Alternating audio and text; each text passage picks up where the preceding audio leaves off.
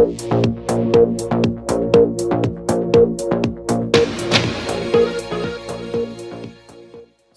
I know you're in favor of the legalization of marijuana based on like your past statements. Decriminalization. Mm-hmm. Yeah.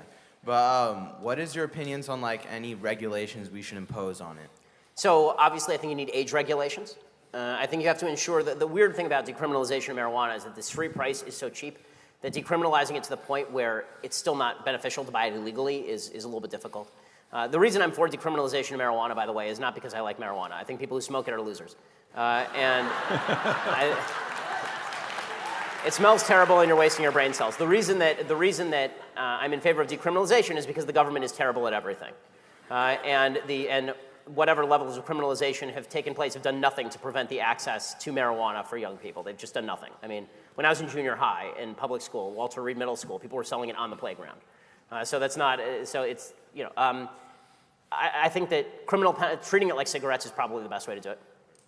You know, a heavy tax and decriminalization to the point where if you're above a certain age, you can use it like alcohol or cigarettes makes the sense to me. Thank you. All right, thank you. Next question. How do we stop the media with what they're doing, dividing us? They're dividing us greatly. How can we exchange something to make it different? What can we do? Well, I mean, I think the first thing you can do is stop watching CNN and MSNBC. But I don't. I figured. From your question, I was assuming that. But I mean, the good news is that I think that the age of a dominant left media is basically over. The fragmentation of the media this is one of the reasons I'm hopeful. The fragmentation of the media has taken place. Like our website, which didn't exist 3 years ago, now gets to 140 million page views a month. So and we're not unique in that area. Like there are a lot of places that are getting more viewership. Also, I think more long-form engagement is happening too. And one of the problems that I have with cable TV in general is that you have to make an argument in 2 minutes flat or 3 minutes flat, which encourages you to make the broadest possible version of the argument and also to straw man the arguments. We're all better off watching, you know, hour-long exchanges than we are watching sort of the cable news cycle. And right now, it seems like the polarization that's happening on cable news is largely driving a lot of the hatred, because the easiest way, the easiest shortcut in politics to victory is to attack the character of the people you're talking about. And it's something I've been trying to work on myself, because it's so hard not to just call people stupid. But but with that said, you know, there's a Jewish principle called Dan Lekaf's Klus, which is to suggest that you have to assume the best of intentions on the part of people. As a general rule, that doesn't happen too much in cable news. But I think the threat of the mainstream media is waning. I think President Trump has demonstrated. That's one of the things President Trump has demonstrated full scale. You know, this is what I've always said about President Trump is that President Trump is a hammer in search of a nail. Sometimes he hits a nail. I mean, sometimes he hits a nail, sometimes he hits a baby. But when he hits when he hits a nail, it's deeply satisfying. And when he's hitting the media for being dishonest, it's obvious that they are not only being dishonest in how they cover some stories, but that they are dishonest about their central reason for being. They say that they're there to objectively cover the truth, and they are not, which is why there's a poll just last week showing that, well, 58% of Americans didn't trust President Trump to tell the truth. 64% of Americans thought that the media were more polarizing than Trump, which is an amazing statistic. So, yeah, I think the media are on their way out. I think they got a problem. Thank you. Hi, Ben. I had a question regarding the current state of the Republican Party. Back in August, Matt Walsh, you know, contributor to you, wrote that the greatest betrayal of the Republican Party was to fully fund Planned Parenthood and their omnibus spending bill. We have a Republican House, a Senate, and a president, and he still signed that bill. Yep. And one of their main pledges was that they were going to fund Planned Parenthood. And now our party is complicit in funding the largest provider of abortions. So I'd like to get your comment on that. Yeah, I mean, I think that the real question for President Trump was he willing to actually veto? Because the fact is that this one came down to the Senate. There's such a slim margin in the Senate, and you have people like Susan Collins and Lisa Murkowski, obviously, who were going to vote against any budget that withdrew, supposedly. But in my view, is it worth trying to hold their feet to the fire? You bet. Right? There is no reason that the House ever should have passed a bill that included funding for Planned Parenthood. And if the Senate wished to pass its own version of the bill, then the House simply should have said, we refuse to take it up. If we have to shut down the government in order to defund Planned Parenthood, then shut down the government.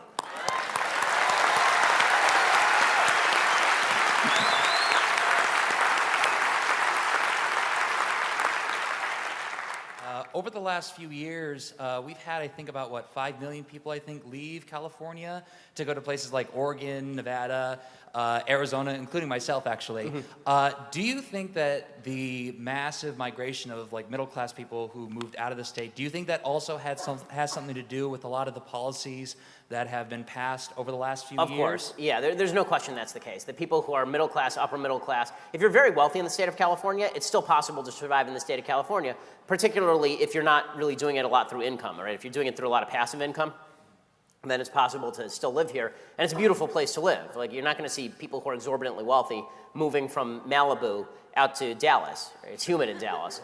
But it's... And if you're very poor, then there are a lot of social benefits to staying in California, but we do have an extraordinarily bifurcated state. The changing demographics of the state of California do obviously have a massive impact, and I think that's less true in terms of racial demographics than economic demographics. I think that bifurcation has created a bunch of very wild left rich people and a bunch of poor people who are looking at the rich people and saying, okay, give us a hand here. And that's been a serious problem for sure. Hi, so I know the migrant caravan is a really big issue right now, and I just wanted to know, how do you think that the U.S. should respond? Do you think that it should be like how Trump is saying, how we should, once they come, we should greet them with military, or do you believe in a more peaceful approach? So first of all, I will say, and I don't know, this is not popular necessarily in a lot of conservative circles these days, I think that the quote-unquote threat of the migrant caravan has been wildly exaggerated. What I mean by that is not that illegal immigration is not a threat. I spent half the speech talking about illegal immigration. What I mean is that there was a migrant caravan last year. By the time it reached the border, it was like 300 people. They went to a port of entry. About 100 of them ended up being able to be granted asylum, and 200 of them were deported. Okay, the idea that there are 10,000 people who are arriving armed with guns and rocks, and they're just going to try to break through the border, I haven't seen the evidence of that. And if that evidence were to occur, then I think that the kind of troop surge that President Trump is talking about at the border, then you might think maybe that's worthwhile, right? I mean, this troop surge is legitimately the size of the last troop surge in Afghanistan to meet what will probably be a couple of thousand people who arrive at points of entry. Now, I've been in favor of the wall. I was in favor of a physical border, a hardened barrier between the United States and Mexico before President Trump was. I will when he no longer is, right? I mean, I think that is a necessity, in the same way that Israel has a border.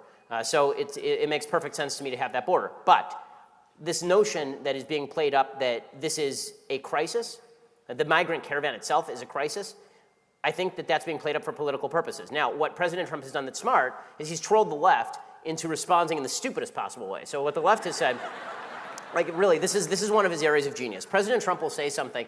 I don't think that it's advertent. I don't think he's doing it on purpose, but he's really good at it. He says something that there's like a center core of truth to it, but it's wrapped up in this bundle of manure. And then the left responds to the bundle of manure, and in the process, they throw out the central truth. So Trump says stuff like, the migrant caravan is a crisis. We have to send people to the border now. If people show up with rocks, we should shoot them, right? I mean, he says these sorts of things. And then the left goes, what? This guy's a racist. And everybody who agrees with him is a racist. And illegal immigration is not a problem at all. There is no problem of illegal immigration. Why are we worried about our southern border at all? Anybody who is worried about our southern border is a racist. So now, if you're a voter, you have a choice. You can either go with the guy who says illegal immigration is a crisis, or you can go with the people who say that illegal immigration not only is not a crisis, it's not a problem at all, and anybody who believes that it is a problem is a racist. And so you end up with these two positions that are both, if Democrats had a brain in their head, what they would say is, listen, illegal immigration is a problem. Here are some sane ways of handling illegal immigration. There's no reason to exaggerate the problem of this migration. We should have people on the border to stop it. People should go to ports of entry. We have ways of handling this. But exaggerating it is obviously a ploy for political purposes. Democrats won't do that because they hate Trump so much that anything he does, they just light themselves on fire. So it's... Hey Ben, big fan. I know you're for defunding Planned Parenthood. What part? Just the abortion part? Well, if you defund the abortion part, then the entire organization collapses. Well, hold on. Well, wait a minute. Wait, hold on. Because the vast majority of money that they make is based on performance of abortion. So you're against welfare, against WIC, against food stamps, right? We don't want to give any money to those people, right? Well, what I'm in favor of is local societal help for folks who are in trouble. I don't believe in broad-based federal programs that create bad incentive structures. Okay, so let me say it this way. So if somebody, last statement. So if somebody could go to I'd be for rather paying than, for food stamps or welfare or WIC, which I don't want to pay for anyways, okay? You're against my tax dollars, our tax dollars going for free condoms and birth control. To say that anybody's not going to have sex until marriage, that's an ignorant statement. People are going to have sex regardless. So could you give them free birth control and condoms and our tax dollars pay for that? Well, All right, we're so, good. Okay, so We're here's, good. Now let's let him answer. Thank you. So my general rule is, if you don't want me in your bedroom, then let me stay out of your bedroom. Meaning that I've been told that it's none of my business what you do in your bedroom, and I'm totally cool with that. I don't want to be in there, man. That's wild, you know. But that also means that I'm not going to subsidize your sex life. If you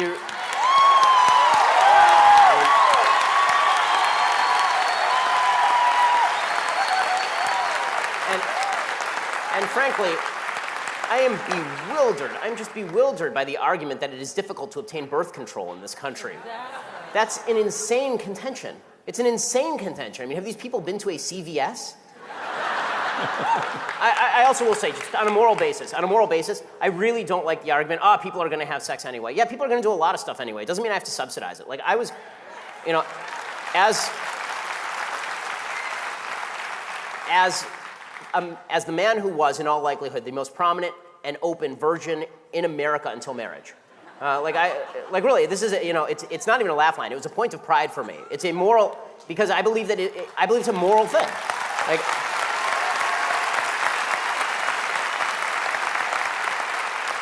because I believe that marriage was designed to contain sex. Like, this is what marriage was designed to do. And separating marriage from sex has led to such significant ramifications for the society in terms of single motherhood, in terms of the demeaning of women, in terms of the rise of pornography, in terms of the destruction of relationships between men and women. It's been absolutely terrible. I was 24 when I got married, which means I was a virgin until I was 24. My wife was a virgin until she got married. That is a good thing. And the fact that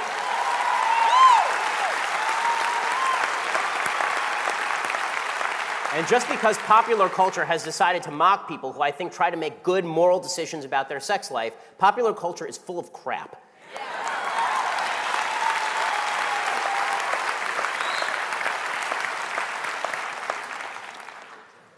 Hey, what's up, Ben? My name's Joel. Piggybacking on that, mom and dad taught you that. My wife and I, proud virgins. My brother and his wife, proud virgins. So I'm good with that, and I'm proud of it. This question stems actually from a debate we had last week with the California Professional Firefighters Union president. Polls show that 70% of firemen and policemen are conservative and they're Republican, but yet we give our votes constantly to the Democratic Party. We throw our names out for this crappy gas tax, for the dialysis center, just a bunch of nonsense that obviously unions have a bad look at. But as a fireman, as a policeman, we, again, have been giving our vote out. What can we do? What can I do to bridge that gap of those 70% of conservatives and win that vote? How can we bridge the gap with Republicans and go, hey, I know there's a bad rap with unions, but what can we do in order to change that vote and change the demographic? I mean, the fact is that, obviously you're right, that the money that is being spent by all of these unions is going toward Democrats because there's a corrupt bargain between the unions and the legislators in the state of California. And the corrupt bargain is that if we spend a lot of money getting you guys elected, you will then sign pension-rich contracts that do not pay out over time simply because the money's not there. I mean, they're lying. Listen, here's the reality. They're lying to police. They're lying to firefighters. When they say that this money is in the pension funds, they are lying to you. It is nonsense. They're saying that stuff is accruing at like 8% a year. Okay, if I could get 8% a year on my money, I'd put my money in there. Like and this is true for virtually every public union in the state of California, which is why what you're seeing in cities like Stockton is that the first people who are getting nailed are the police and the firefighters. Right? This is what's happening all over the state of California. So, listen, I've been long in favor of right-to-work states. I think that getting rid of a corrupt system by which the state takes wages out of the pockets of professionals and then gives them to unions to be spent on the election of those legislators again, that is corrupt and terrible. And the only way that's going to stop is if people are able to actually form voluntary associations without the imprimatur of the state. If you want to negotiate with your boss, that's fine. But if you want to negotiate with the state of California on the basis of legislation that is promulgated, That's a real problem. That's a real problem. The unions are, public sector unions are a threat, and I know that it's become unpopular even in conservative circles to talk about public sector unions for cops and firefighters because we love cops and firefighters. But the fact is that the logic is no different than it is for any other public sector employee. And if we're not willing to say that, then that's what we're going to get. We're going to get a lot of money that is spent by unions that don't even represent their own constituents politically. There can be regulations that are put in place that prevent the use of those monies for politics themselves, which would be another way of doing this. If you don't want to actually just get rid of the unions, then what you do is you say they're not allowed to spend this money on politicking. They can only spend this money on services for their own members.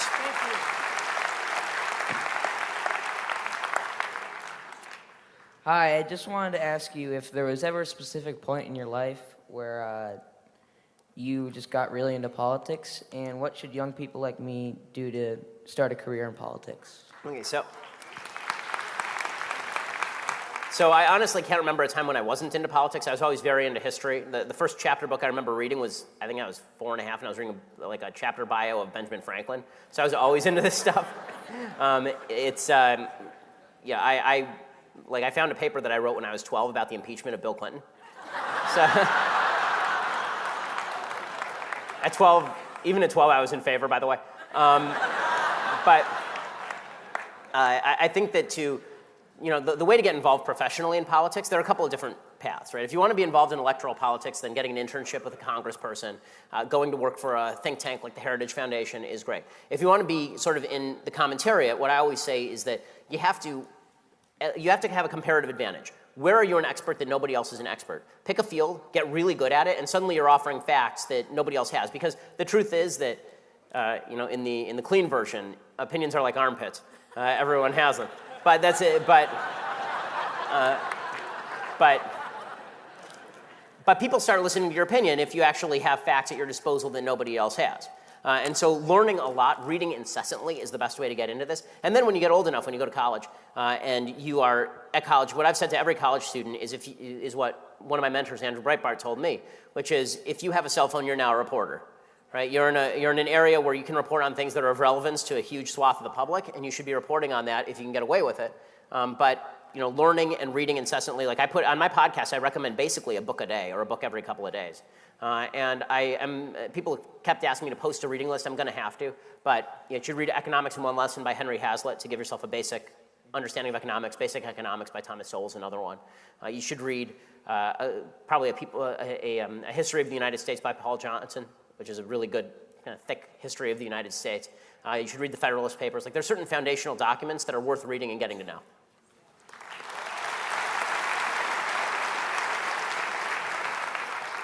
Hey, Bing, big fan. First, I want to thank you for being you. Well, you're awesome, dude. Well, thank you. I didn't really have a choice in the matter, but thank you. It's a blessing. I'm assuming that you've read Tolstoy's The Kingdom of God is Within You? No, actually. No? Oh, geez, I don't know. Sorry, I didn't mean to destroy your question. I've read a lot of other Tolstoy, but go ahead. He posits basically a radical teaching of Christ turn the other cheek, which is like no violence in any way whatsoever. And I was, geez, I don't know if this is... No, it's fine. I can get your premise. That's yeah. I was wondering if you agreed with that and also how you would rectify that with the Second Amendment. So this is one of the areas where I'm real fortunate to be a Jew.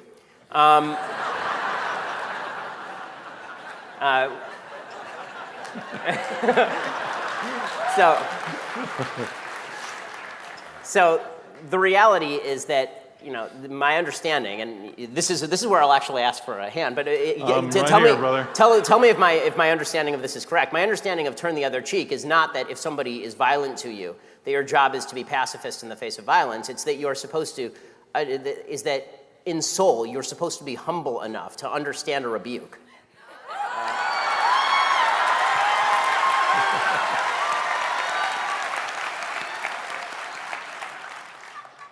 The New Testament and the Old Testament support the Second Amendment.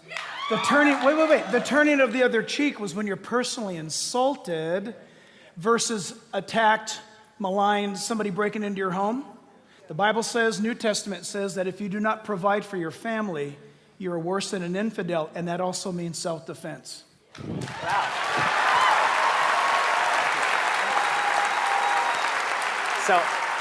I have to say, I'm really liking this format. I can like tag out for a Christian. It's great. It's like Macho Man Randy Savage coming in from the top rope right there.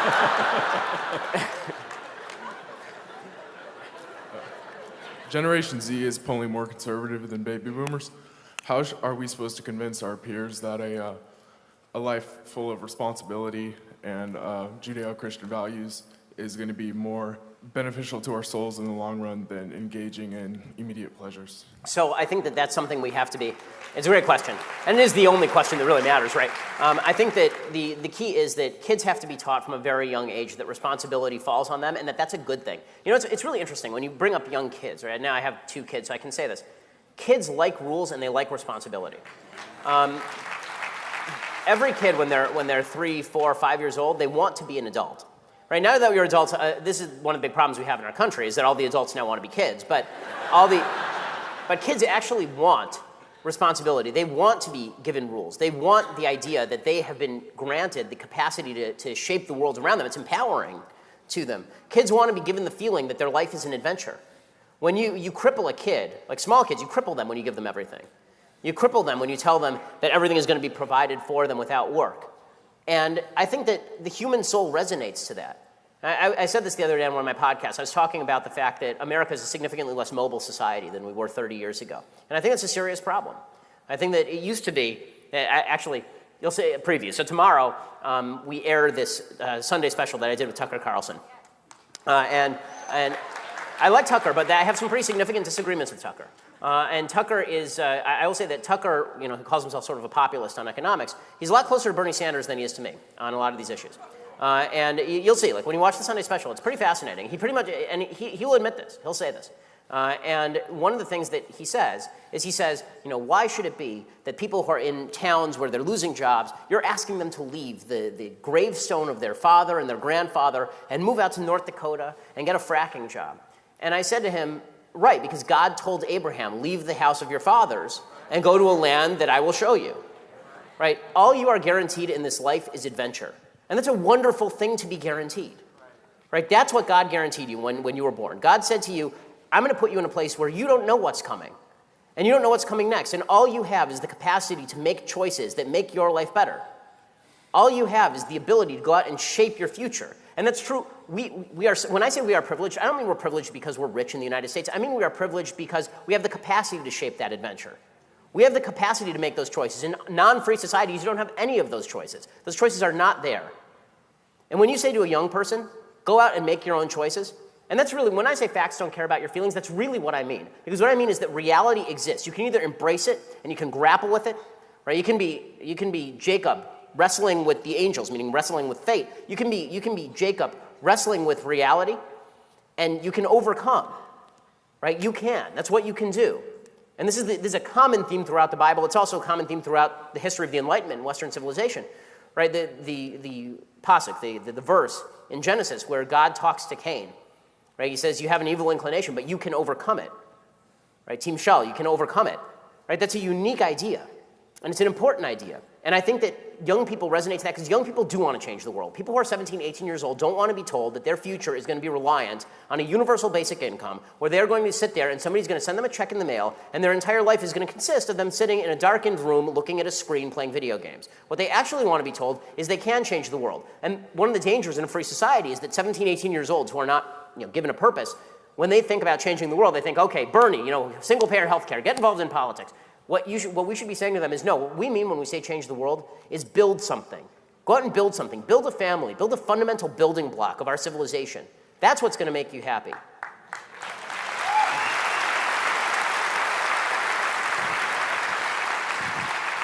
Hi, Ben. It is very nice to have you. It is my unenviable task to say we have time for one more question. Go ahead. It's okay. Take 2 more? 2 more. You're the boss. We take 2 more. Two more One questions. and then one more. Okay. I'm so sorry. I wish we had more time.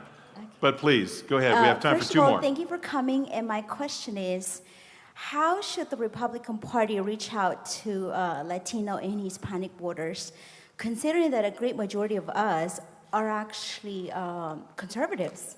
I'm one of the few Latinas in my community that are actually Republican, and when I reach out to my community, I'm labeled a racist and a traitor. So how should the Republican Party reach out to a community that is actually a very big market for the ideology that the Republican Party stands for? And a follow-up question to that, if it's okay. Can you sign my very first Ben Shapiro? Yeah, I'll sign that for you. As far as the first question, I spoke at the California Republican Party convention in 2012, 2011, 2012, somewhere in there. And one of the things that I said at the podium is that as many of us as possible should work on learning Spanish. This is not to say that folks who don't speak Spanish shouldn't learn English. They obviously should, so that we can speak the same language. But the language of conservatism is not relegated to English. The language of ideas spans all languages. So the first thing we can do is actually communicate in a language that folks speak in. So that would be helpful. Now the second thing that we can do is, as I said before, when we see racism, when we see things that are racially tinged, we should forcibly call them out and separate off from them. And that's important to do, because otherwise it lends credence to the lie that Democrats like to promulgate, that folks on the right are racist. The third thing that we have to do is we actually have to talk about what are the central priorities. So I've seen some conflicting polls about the Hispanic community that are kind of interesting. So more socially conservative, but also more in favor of government services than some other immigrant communities in the United States. And so we sort of have to recognize that as a fundamental truth. But I really believe that for every community, what has to be reinforced is that in a free society, you're either going to be dependent on private industry or you're going to be dependent on government. And this is where in a state like California, it's actually deeply imperative that we reach out and we go into particularly impoverished communities of every race. And what we do is we make clear opportunities for them from the private sector. So for example, I think that we should be going in and paying people's bus tickets and first month's rent to go get a job in an area where they can get a job. I think that major corporations should be going into areas and saying to young students, listen, you get straight A's, we'll pay for your college, and then you come work for us for 3 years. Right? There are programs that exist like this for some major corporations. Now, all of this would be changing the math a little bit. But the first thing you have to do is you have to forcibly fight back on the idea that you're a racist. So, I mean, honestly, my response when somebody says that I'm a racist is, you're a jackass, pardon the language. And the reason that I say that is because you cannot grant them the premise that it is even rational to call you a racist. Right? You have to say it makes you a bad person to call me a racist without evidence. Once we take that off the table, we can talk policy. But if you're going to make a character attack on me, I'm not going to sit here and take that, and I'm not interested in having a conversation with you. Amen. All right, one more question. Final question of the evening. Hi there, Ben. Appreciate you allowing me to ask my question. Ultimately, something I've been struggling with is I'm a very strong proponent, like you, of the pro-life viewpoint.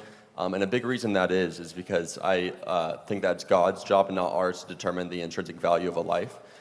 Because of that, I've recently struggled with the idea of the death penalty. How have you balanced those contradictions? So, number one, I think that babies are innocent, people who kill people are not. That's really the central contention of the death penalty. I think the death penalty exists for a couple of reasons on a purely secular level. So, without quoting the Bible and, if you shed blood by man, shall your blood be shed and all that. The secular rationales for the death penalty are twofold. One is the supposed deterrence effect. I actually think that one is less important than the second one, which is that there is a certain amount of retributive justice that is necessary for a society to function. And if you do not have, you see this in a lot of societies that don't have rule of law. It's fair to say that in a rule of law society like the United States, the death penalty is a little bit less important than it would be in other societies. But you particularly see this in societies where there isn't a solid rule of law, where if a member of one group kills a member of another group and there is no death penalty, and there's no good jail system, for example, then a member of the second group will then go and kill somebody as a member of the first group, and this is how you get tribal warfare. And this is why the idea of putting people to death for committing murder was originally proposed, on a secular level by societies, was you commit a murder, the state has an interest in killing you, because we can't have this lead off a cycle of revenge that you see. I mean, forget about in less developed societies, you see this in gang warfare on a routine basis, right? I mean, this is basically half the crime in the United States. So that exists on a secular level. As far as the morality, I really don't think the two are in any way similar. I think that if you rape and kill a child, you should die. If you're an innocent child in the womb, you should not. It's pretty simple logic there. As far as the efficacy of the death penalty in the United States, I think there are serious questions to be asked whether the death penalty is properly applied in the United States. In my opinion, it's not applied consistently or enough. If you're going to actually apply it, you have to apply it. You can't do this routine where people stay on death row for 40 years, and even then, it's unevenly applied. I think the best case to be made for abolition of the death penalty is not a moral case, it's a government sucks at everything case, because I'm always warm to that case, because the government sucks at everything. Okay, well, thank you all.